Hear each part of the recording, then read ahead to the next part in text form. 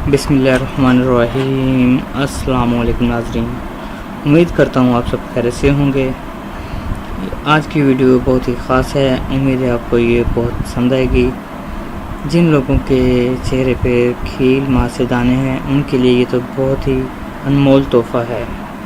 उम्मीद है आपको ये वीडियो पसंद आएगी। वीडियो शुरू करने से पहले तमाम अहबाब से गुजारिश है कि हमारे चैनल को सब्सक्राइब कर लें ताकि आने वाली हर नई अपडेट उनको हासिल हो सके।